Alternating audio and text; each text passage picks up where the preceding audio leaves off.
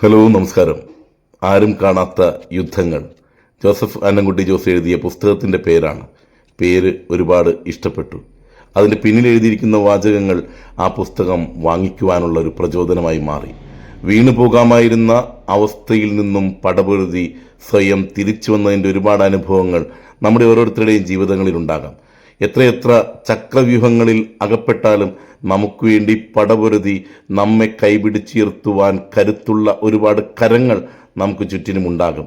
അങ്ങനെ വീണ് പോയിടത്തു നിന്നും എഴുന്നേൽക്കാൻ നാം കാണിക്കുന്ന ഒരു പരിശ്രമത്തിൻ്റെ ഭാവമുണ്ട്. അതൊരു യോദ്ധാവിൻ്റെ ഭാവം തന്നെയാണ്.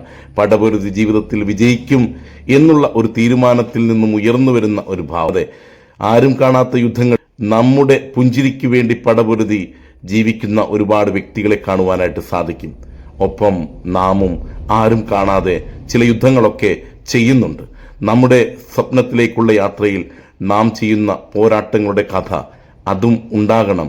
നമുക്ക് വേണ്ടി യുദ്ധം ചെയ്യുന്നവരെ മറക്കരുത്. നമ്മുടെ മുഖത്തെ പുഞ്ചിരി കാണുവാൻ യുദ്ധം ചെയ്യുന്ന ഒരുപാട് പോരാളികൾ ഉള്ളതുകൊണ്ടാണ് നാം ഇന്നും ജീവിക്കുന്നത്, ഇന്നും നമ്മുടെ മുഖത്ത് പുഞ്ചിരി നിലനിൽക്കുന്നത്.